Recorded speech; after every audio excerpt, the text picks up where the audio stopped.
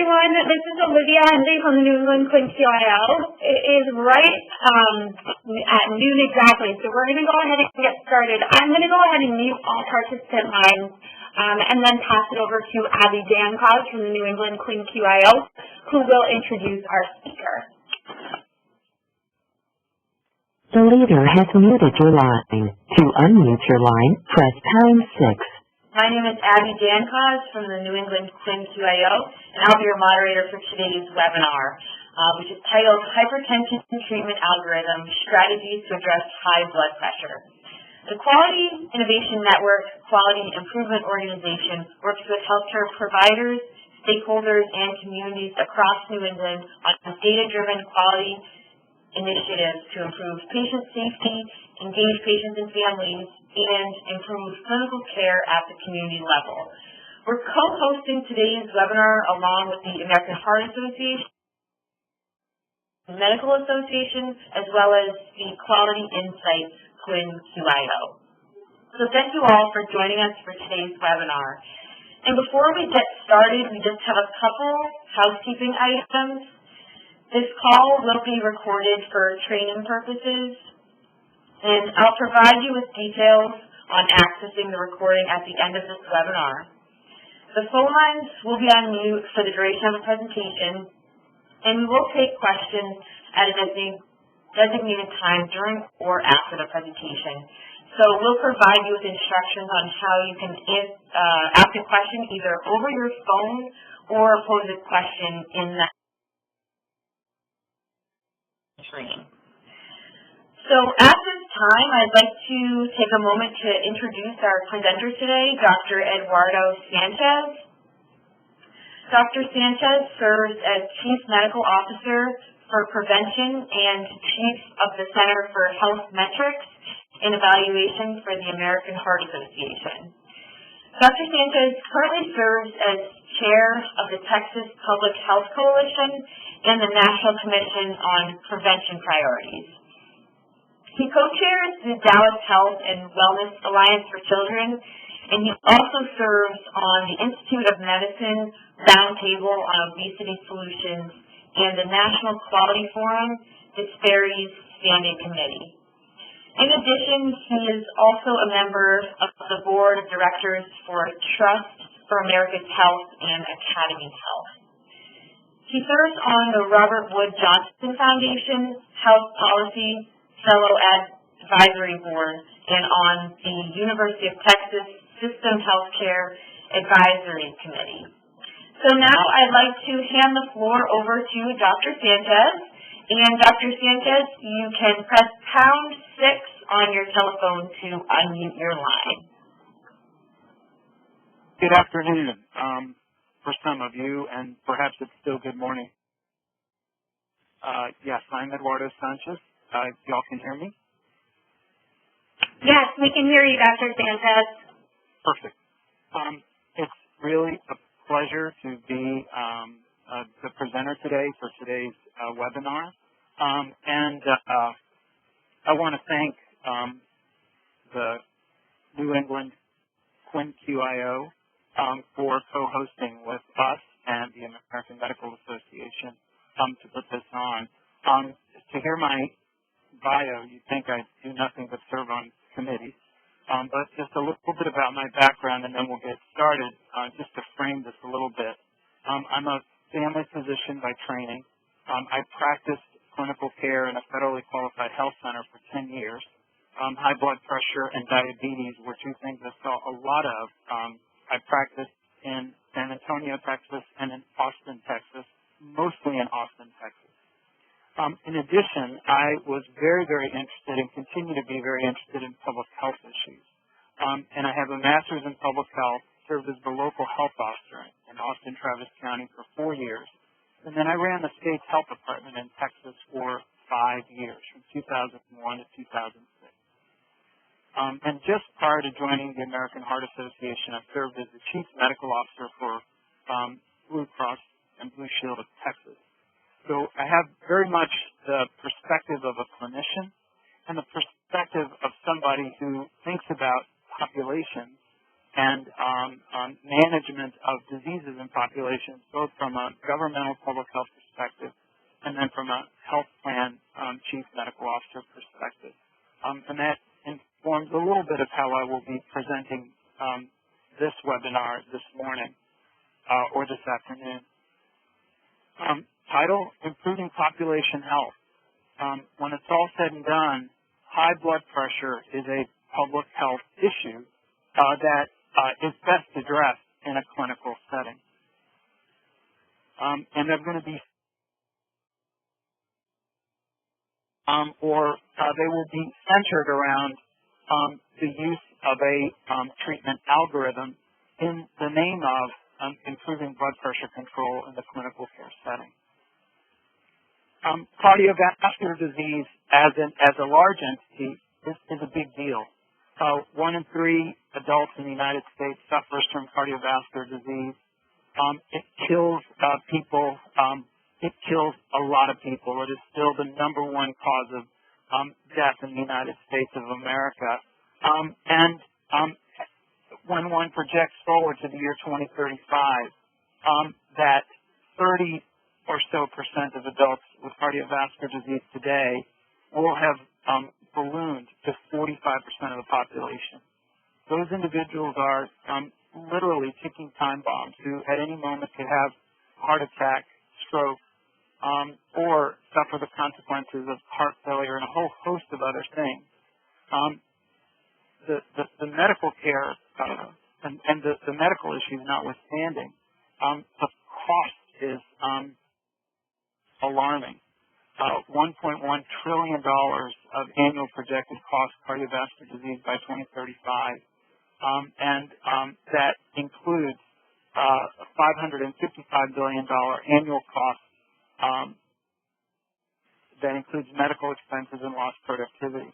I mentioned earlier that I was Chief Medical Officer of a health plan, and I can tell you that time and again, high blood pressure and or its consequences are among the leading drivers of very preventable medical care costs in the workplace for those who are paying for medical claims. Now, the American Heart Association recently funded a study, and that's this study that projected forward the burden of cardiovascular disease in 2035. But one of the findings from that study is that when we look at the burden of disease, of cardiovascular disease on America, and we look at the funding that's available to better understand how to do a better job, you can see from this graphic that there's a disproportionately low percentage of NIH funding dedicated to understanding better how to prevent and better treat cardiovascular disease. The burden is increasing. Our attention to it perhaps is not keeping up with the burden. Now I'm going to focus and switch over and start talking about high blood pressure. High blood pressure is one of those risk factors for cardiovascular disease, even while being a disease unto itself. And there's a certain amount of urgency around high blood pressure control because 1 out of 3 adults in the United States has high blood pressure that is not under control. Controlling high blood pressure has immediate consequences in terms of dropping the likelihood of not only cardiovascular disease, but a myocardial infarction, dropping the likelihood of a stroke that can not only result in death, but is one of the leading causes of disability in the United States, and also reduce the likelihood of heart failure.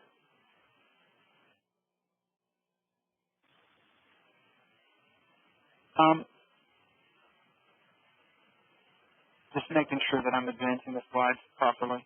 So as I talked about earlier with regards to cardiovascular disease, high blood pressure is one of the most expensive health conditions for U.S. employers.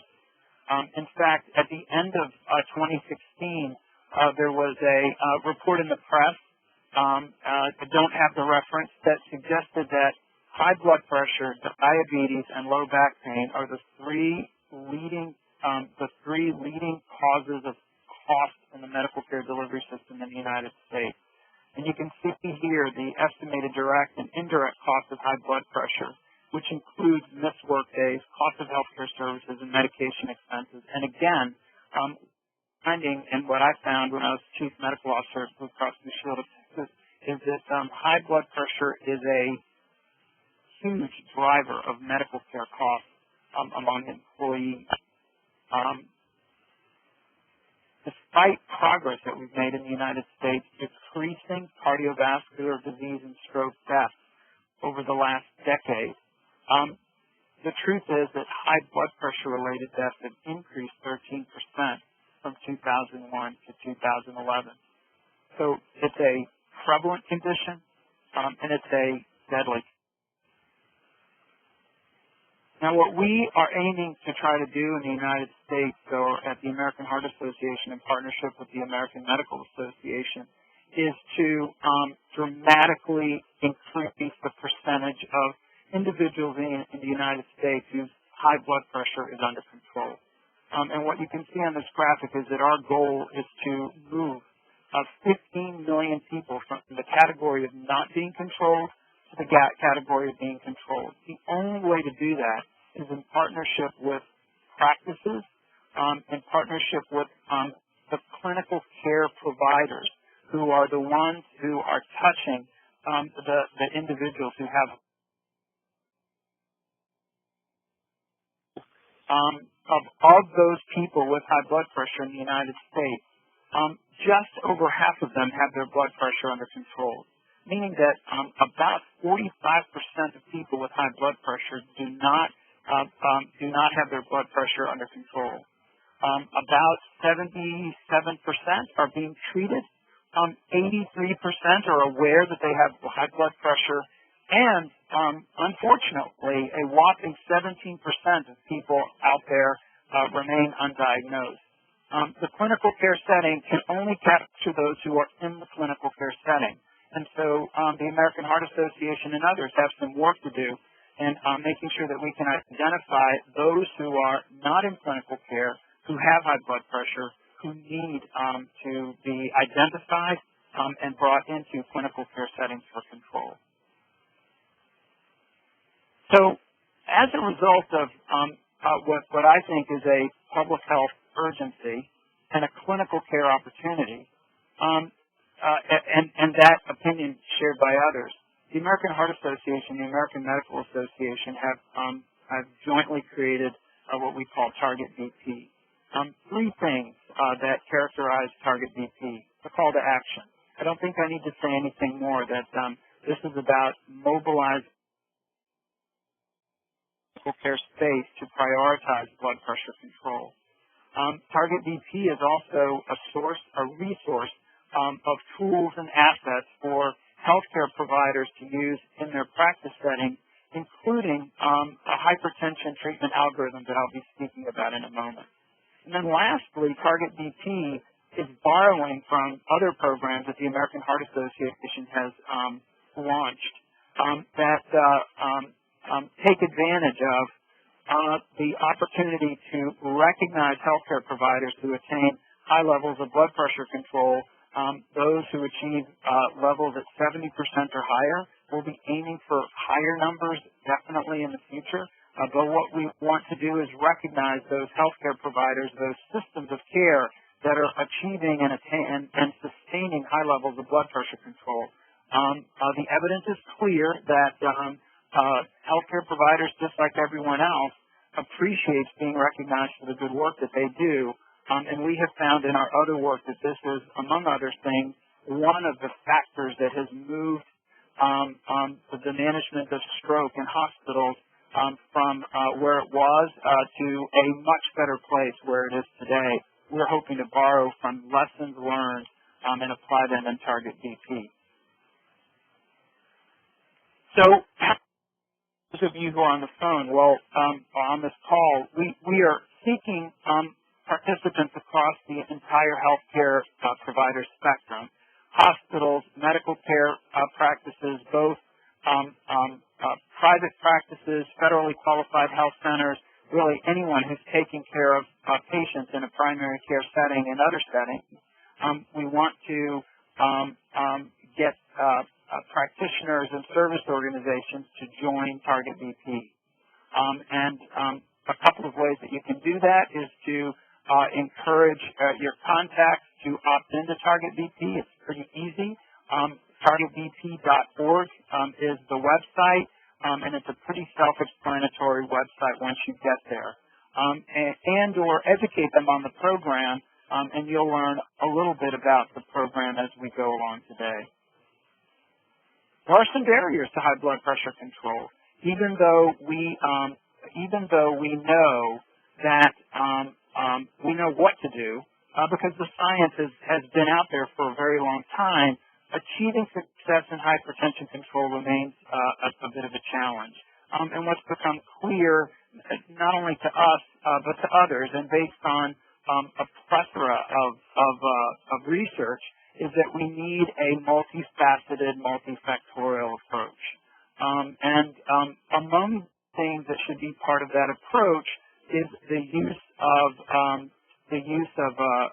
an algorithm. But as you can see, here's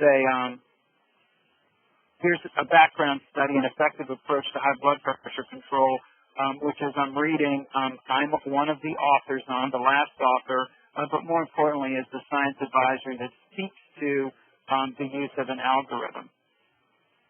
But blood pressure control in the clinical setting requires more than just one thing, and it requires more than just the clinical setting. It's become abundantly clear that we need the healthcare delivery system for providers. That's the clinical care setting. We obviously engaged. We need their families to be on board and engaged. And it's become more and more clear that what happens in community can either help or can hinder one's efforts to bring blood pressure under control. So some of the things that we want to make sure are part of a multifactorial approach. One is making sure that not only healthcare providers are aware of how one might organize blood pressure control differently, but also patients. We want to make sure that we speak to lifestyle modification, and I'll be addressing that in a little bit. People have to have access to care. If you can't get primary care, it's hard to get your blood pressure under control in a clinical care system. We believe that an evidence-based algorithm is one of the elements of what ought to be happening in the clinical care setting. And from the patient perspective, we know that medication adherence and follow-up strategies are very, very important. And that's a two-way street. The clinical care providers have to understand what might be barriers to medication adherence, have to reduce any barriers to follow-up. And on the other hand, on the provider side, on the patient side, we want to make sure that patients understand that taking their medications is a very, very, very important getting blood pressure and keeping blood pressure under control, and that as arranged, follow-up visits are critically important for either titrating medications to get better control and or for making sure that things are staying under control. Multimodal approach, again, sort of addressing various areas, making sure that the providers themselves are doing the right thing within the healthcare system. Each of the members of the care team knowing what their role is and doing it well and doing it consistently. So protocol standardization might be very important. Motivating and connecting patients. And that's what can happen out in the community and at home. So making sure or doing what we can, either as Target BP and or in partnership with others, to assure that blood pressure measurement devices are available, either at home or somewhere or in many places throughout the community. Perhaps engaging worksite programs, and the American Heart Association and the American Medical Association are involved in working through employers to do better blood pressure monitoring in the hopes of getting blood pressure under control among employees. Making smart use of technology and providing incentives, whether that's reduced copays for visits or reduced copays for certain kinds of medications. That's very health plan dependent, but it can play a role. Working with communities, and we've listed here a few things that can be put to work. Community health workers and community health worker equivalents, and working with pharmacies in those communities where that makes sense and where that's possible to use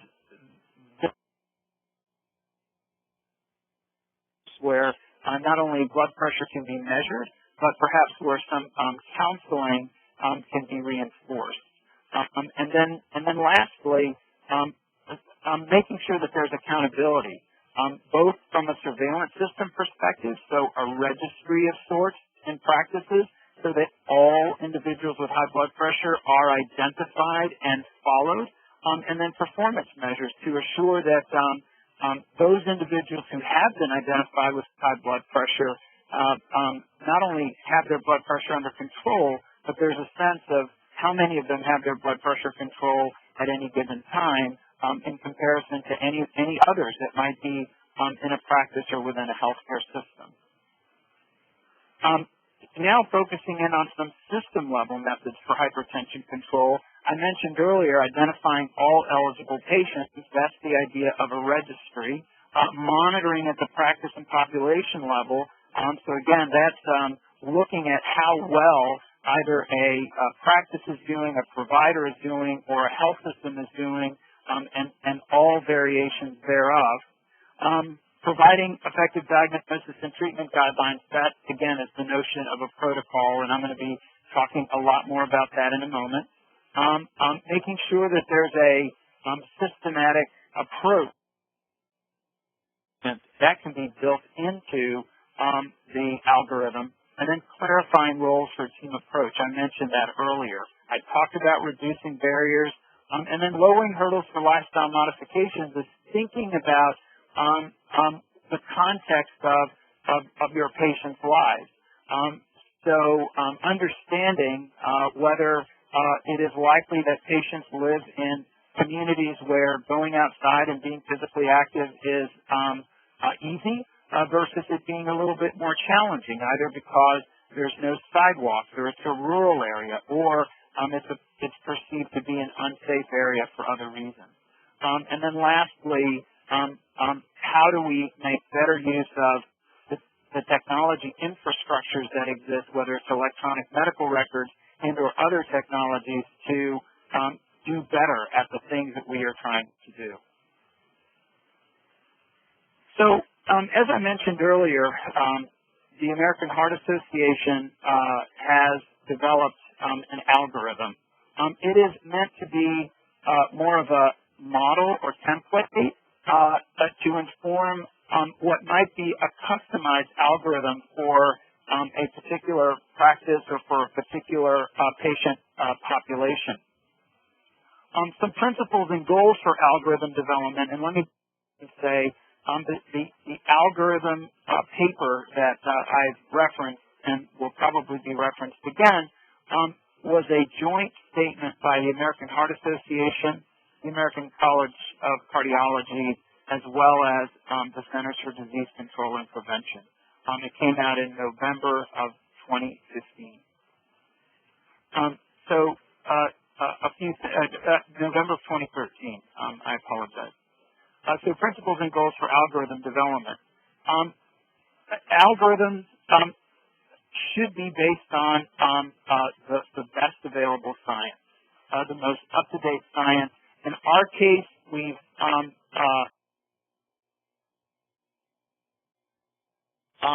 based our algorithm on the most current blood pressure treatment guidelines from the American Heart Association and American College of Cardiology. It should be formatted in a way that the algorithm could be updated as more science becomes available. There are updated guidelines expected to be released this summer, and the algorithm or an algorithm ought to easily adjust to what might be new recommendations about blood pressure control thresholds. The algorithm should be not only simple but feasible in terms of what it says ought to get done. There was strong feeling on the part of the authors that there should be a patient version that allows patients to understand exactly what is going to happen or exactly what is happening because they can see what it is that is supporting the decisions that are being made in a practice setting.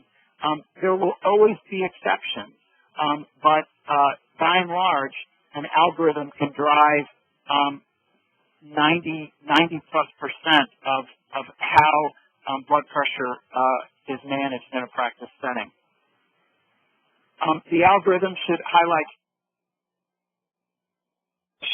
cost, not only of medications, but also of diagnosing and monitoring. So not so many visits that even that becomes a barrier for some patients. The algorithm should be developed in a format that is easy to use within a team approach. The health literacy or the fluency of scientific language may be different among members of the health team. It should be written in a way where everyone on the health team can understand and use the algorithm. It should be in a format that's easy to incorporate into electronic health records for use as clinical decision support. And as I alluded to a little bit a while ago, always an algorithm is not meant to counter or to replace the healthcare provider's best clinical judgment and or the situation that may present itself. If it doesn't fit the algorithm, then the clinician and patient need to think about what then are the options for next steps in terms of management and treatment.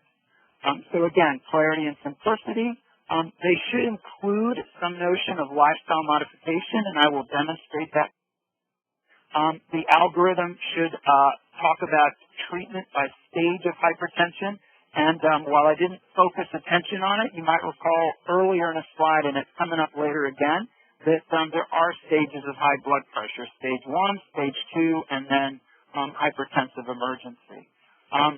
It should be very explicit about the time interval between a visit and a follow-up, so titration and reassessment. Low-cost first-line treatment, I talked about that earlier, and then suggestions for what medications might be used makes that algorithm all the more useful. Reminders that there may be other reasons for high blood pressure that might need to be explored, and an algorithm that includes that just serves as that one pager, that one site where if things aren't quite working out, there is the reminder that maybe it's time to think about non-essential or secondary hypertension. The pharmacological regimen should include things that are going to make it easier for people to take their medications consistently. So fixed dose and or combination drugs are critical. Going from a one medication a day drug to a combination, 2 medications in one that you take once a day is far easier than any other combination for patients to go from step 1 to step 2. I talked about referral to hypertension specialists, and supporting references could be very, very helpful as well. Well, here's the algorithm, and if your eyes are like mine, you can't really read much of this, but this would be page size. And maybe you're looking at a page size, and you could see that we've got stage 1 hypertension, stage 2 hypertension, and the 2 red bubbles on top. And then in a flow chart kind of way, that treatment. Focus attention, however, on the right side of the algorithm that includes lifestyle modification, which is critically important. Whether you start there or not, lifestyle modification is very much a vital part of blood pressure management. And what this little chart on the right side shows you is the degree to which blood pressure might be reduced by the lifestyle modification that's highlighted in red. And I won't read through all of those. I do want to say that reducing weight, it's estimated that anywhere from a 5 to 10 pound weight loss can help reduce blood pressure some, but that ideally for somebody whose weight is significantly above where it should be, for persons who have obesity or overweight, 10% of body weight loss might be a goal to work towards, but with the understanding that 5 to 10 pounds will get you a lot. The DASH eating program, lowering sodium, physical activity critically important, and moderate, if any, alcohol consumption can all a person achieve blood pressure control. Here's a slightly more visually pleasant view of the algorithm, and I'm not going to go over all of these elements again because I already have. But you can see that when you go to blood pressure, let's work through this. You can see that the next level below the stages of hypertension, stage 1 or stage 2, are the recheck and review reading. I just want to highlight that on the stage 2 hypertension, that is the systolic blood pressure above 160 or diastolic pressure above 100, there's a bit more urgency about rechecking and reviewing in 2 to 4 weeks. And I would say to you that depending on the patient and depending on where they fall in the continuum of stage 1 hypertension, that 3 months should be thought of as the outer limit of visits, but nothing precludes a practitioner and or a patient from maybe bringing the patient back a little bit sooner. If blood pressure is not at goal, then there are options that ought to be considered. And I do want you to see that eventually there is the bubble that says consider referral to a hypertension specialist. Resistant hypertension, which I don't think is in any of the slides called out, is high blood pressure that remains high after lifestyle change and greater than or equal to 3 blood pressure control medications, including a diuretic. In conversations that I've had with folks that are considered some of the experts, as much as 10%, if not higher, of a patient population, even in primary care, may be individuals with resistant hypertension, and it's critical to ensure that you've established that you can't get their blood pressure, a person's blood pressure under control, and then consider referral to a hypertension specialist and or work up for secondary causes in the primary care setting. I mentioned earlier about the hypertension treatment algorithm being based on the stages of hypertension, and you can see them here. And I'm not going to go over those. I've spoken about them a little bit already. I do want to mention, because I would be remiss not to mention, that a recent clinical trial, the Systolic Blood Pressure Intervention Trial, SPRINT, which was sponsored by NIH and looked at people over 50 who had high blood pressure and at least one other risk factor, found that bringing systolic blood pressure to 120 millimeters of mercury control, rather than just settling for below 140, found that bringing that number, trying hard to bring that number to 120, had the effect of reducing heart attacks, other acute coronary syndromes, heart failure, or stroke by nearly a third. I put that to you as information. We at the American Heart Association have not changed what our recommendations are with regards to control yet. I use the word yet, and it may not happen at all, but there is a guideline under development. I believe it's under peer review now. I don't have the insight on what will or won't happen, but it could be that our 140/90 threshold will move down as a result of not only SPRINT, but any other studies that have been done and were part of the systematic review to inform the guideline. So to reiterate, selecting treatment by stage and recheck, again, depending on whether it's stage 1 or stage 2, the rechecking review is slightly different. And then there is the decision to be made at that review regarding what to do if blood pressure is not at goal.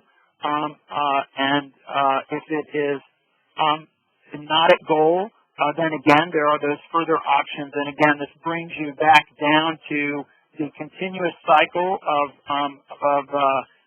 blood pressure monitoring over a period of months versus if the blood pressure is not coming under control to refer to a specialist, as I talked about earlier. I spoke about lifestyle modification, and it's here again because I am a very, very strong, not just believer, but a strong proponent for urging, counseling, and trying to make as easy as possible lifestyle modification. Time and again, these are can be very much life-changing kinds of changes in one's life. They not only will result in better blood, but of all the things that come from not having blood pressure under control, they help address things like elevated cholesterol levels. They help address things like elevated glucose levels. And quite frankly, away from cardiovascular disease, they help address a number of musculoskeletal issues in people.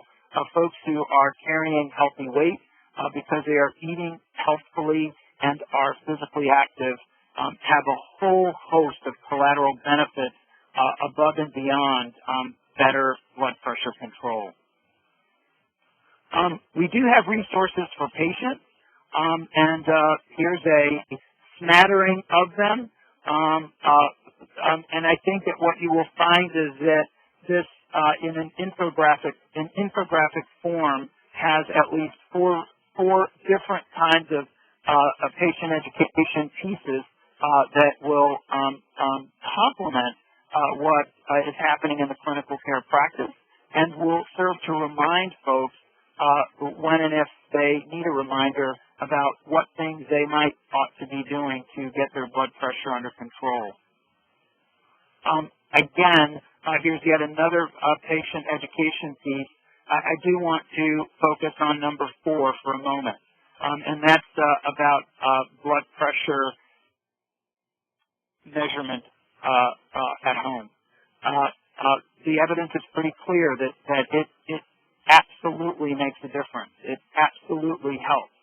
And while the science is very clear about how much and how often for diagnostic purposes or confirmatory purposes, the science is not so clear about how often blood pressure should be measured at home. But suffice it to say that that work is being done to try to figure out how often and what is the result of that. There are some who believe that blood pressure control, blood pressure measurement at home is one of the nudgers, one of the reminders that those of us with high blood pressure should be taking our medications as prescribed.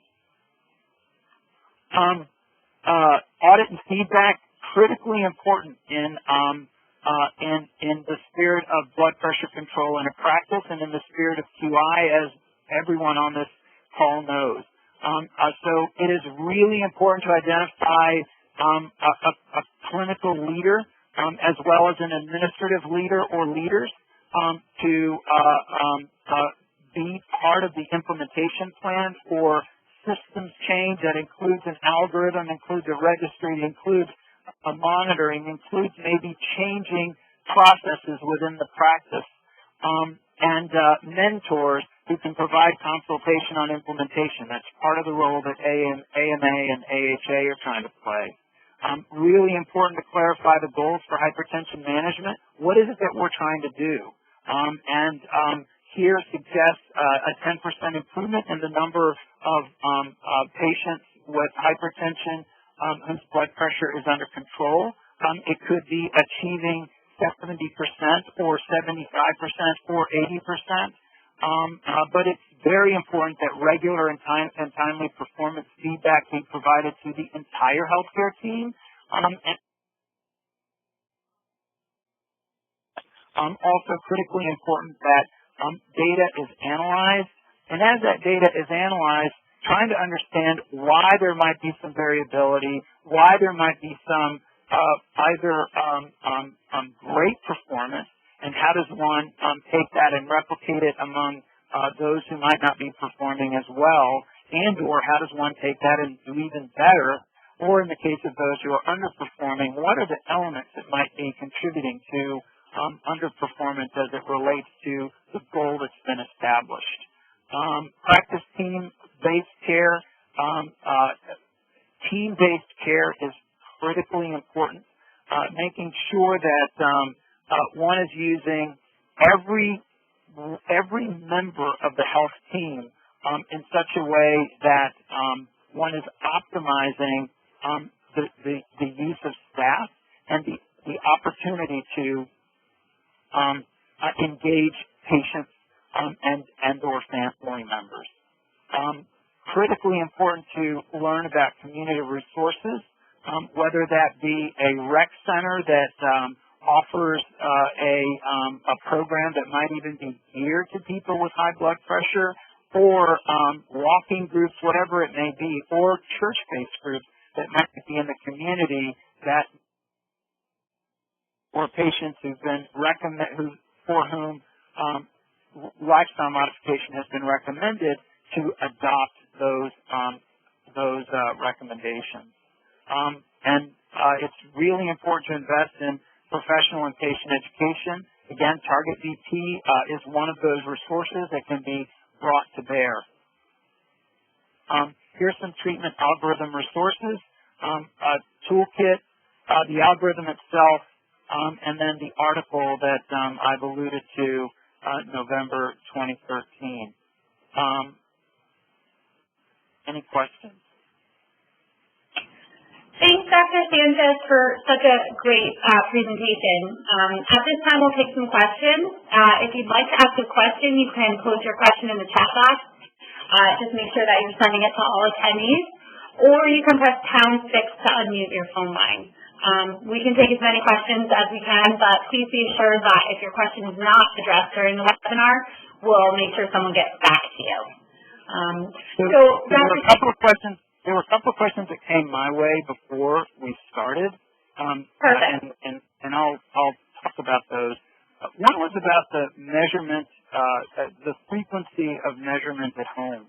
I took some time to look, and actually my trusty partner, Mike Raycox, I reached out to him and he sent me some information that I will try to get to while I'm talking. One, home blood pressure measurements are consistently lower than clinic blood pressures. So all I would say is that if as a clinician you're finding that the blood pressure you're taking in the office is slightly higher than the blood pressure you're taking than the patient is taking at home, that is a reflection of what's been observed in the past. The American Society of Hypertension recommends that at home the upper limit of control should be 135/85 as opposed to 140/90. And their recommendation at the time was a minute apart, twice daily. I think that Mike and I have talked about more current recommendations are about 2 readings, 1 minute apart, twice daily, and that would be in the morning and at night, ideally, and hopefully with some separation from a meal or physical activity or something like that. And then the other question that was asked for me to address had to do with in which arm should blood pressure be taken. And in the first exam, the first visit, or it may be the first visit on a go-forward basis from this point forward, take blood pressure in both arms. Sometimes there is a difference. That can be helpful in detecting the very rare coarctation of the aorta or upper extremity arterial obstruction. But if there is a consistent difference in the clinical setting, one should then consistently measure in the arm that has or had the higher blood pressure reading. And then lastly, in persons who are post-mastectomy, the obvious is to avoid measurement in the presence of lymphedema. And so with that, I'll see. So here, what protocols do you home blood pressure measurements to make them relevant, not overwhelming to the practice is one of the questions.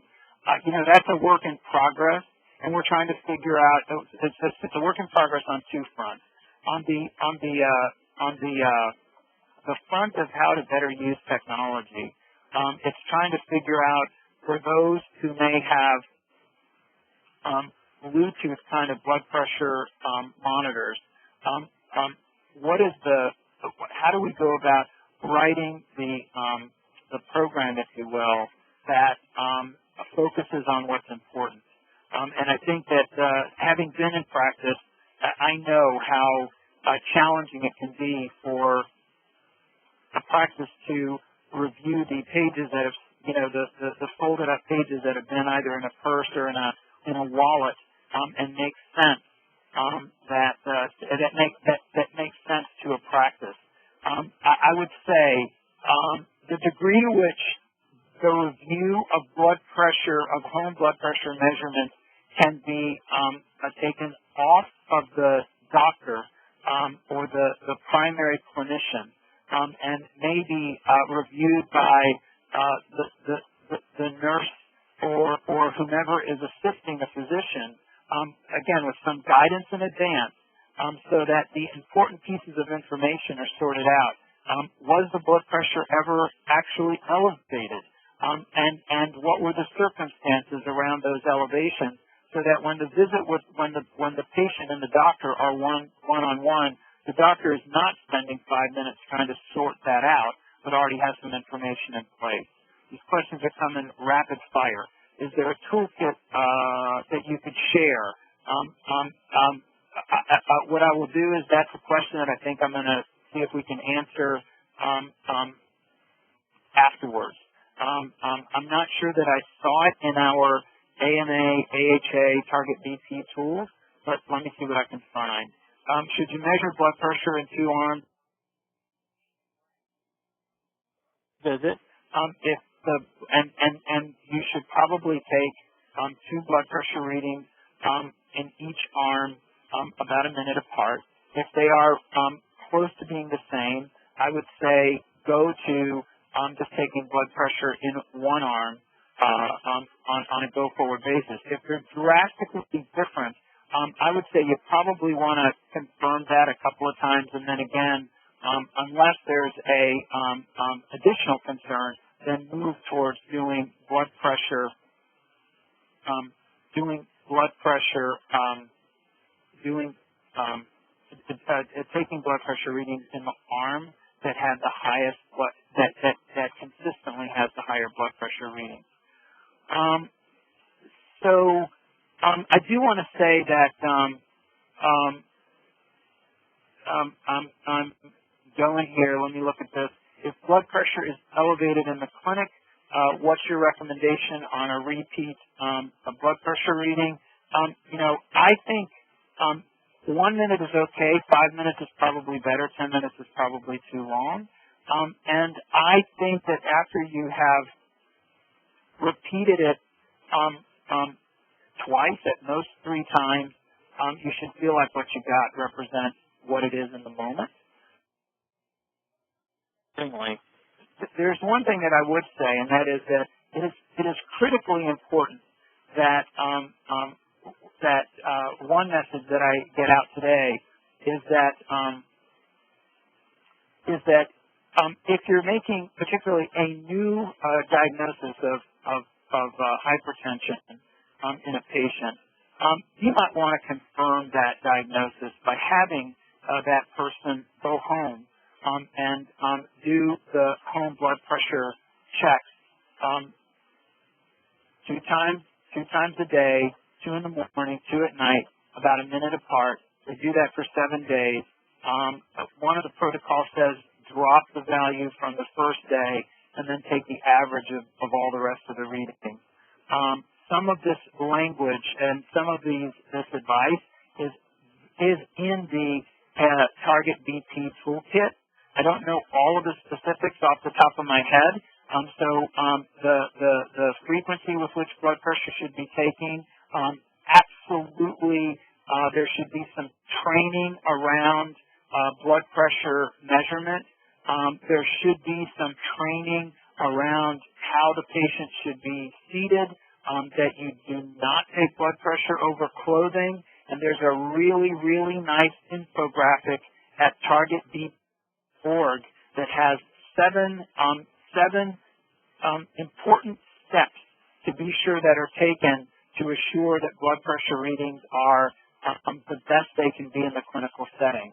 But again, to think about what Mike Raycox would say, he would say it is critically important to train staff and to recertify staff with some regularity, whether that's every 3 months or every 6 months or once a year, just to make sure that what was learned is what is being done and that it's being done consistently. Because not a good thing to not recognize high blood pressure when it exists. It is equally not a good thing for people to be treated for high blood pressure who don't actually have high blood pressure. These are not completely benign medications. While they're safe to take, not taking medications when you don't have to is preferred to taking them when you don't have to. Thanks, Dr. Sanchez. You did a great job of getting through all those questions in chat. If anyone has a question that they'd like to ask over the phone, you can press #6 to unmute your line. If it's okay with you, Dr. Sanchez, we'll give it just a minute more to make sure that no one has a question over the phone or through chat. In the meantime, was there any? I'm perfectly I'm sorry, go ahead. Okay. I'm perfectly good. I'm going to read you, just because I have it, I consider Mike Raycox the walking encyclopedia on clinical care of blood pressure. And his answer is about blood pressure. On the first visit, blood pressure should always be measured in both arms. From that point forward, for both in and out of office measurement, the arm with the higher reading should be used for all future measurements unless the patient has a medical contraindication. I read that to know that I actually remember things correctly. And then secondary, or that I can look them up and find them. And then the other, for diagnosis and assessment of control, measure blood pressure AM and PM, 2 readings, 1 minute apart for 7 consecutive days, minimum of 3 days, and then average all of the systolic and diastolic readings to a single self-measured blood pressure average. If the average is 130/80, the blood pressure is considered normal. If the blood pressure is greater than 135/85, it is consistent with hypertension or uncontrolled blood pressure in a patient diagnosed with hypertension who's being treated. The protocol of measuring should be done the week before the next visit after a change in therapy in an uncontrolled patient. And in between the intense protocol, the patient can check a few daily to a few times a week for engagement reasons, as long as long-term once controlled. What does that mean? That means that for that patient who's well controlled, it may be that a few times a week, Monday, Wednesday, Friday, might serve the purpose. And in terms of this algorithm, I was on the phone, I would probably not ask most of my patients to do this averaging, but back to what I said before, you certainly don't want the doctor in the 7 to 15 minutes that she may have with the patient to be trying to do that calculation. If there was a way to have that done in advance of the actual contact, patient-physician contact, that would be ideal.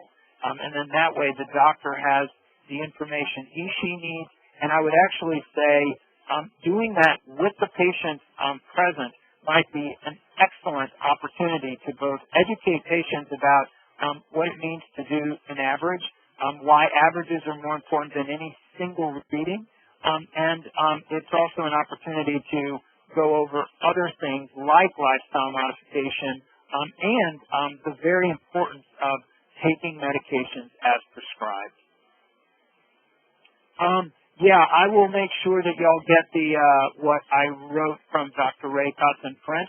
I'll tell you what, we will work to have that look better than just an email from one colleague to another, so that it might serve those on the call as a little bit of a protocol, both in terms of which arm to use and in terms of the frequency with which home blood pressure monitoring should be done. Thank you, Dr. Sanchez. This is Olivia. I will make sure to work with Lisa from the American Heart Association on making sure that we receive that. Awesome. I certainly hope that this was helpful to those of y'all on the call. I think, the way I might summarize all of this is blood pressure control is doable, but blood pressure control is really, really important because so many people are walking around with high blood pressure. If you calculate it out, it's almost 1 out of 6 adults is walking around with blood pressure that could be brought under control. And in your practices, that quality improvement organizations do, which is about systems, procedures, processes, and policies to support the knowledge that the clinicians themselves and other members of the health team have are the way to achieve those, not only to achieve them, but to be able to make the kinds of quality improvement changes that can improve the likelihood that the goal of getting blood pressure under control in a clinical care setting is accomplished. An algorithm is one of those tools. I hope that this was a useful hour of your time today. Thank you so much, Dr. Sanchez. That was such a great presentation. Before I wrap up the call, is there anything else that you would like to address?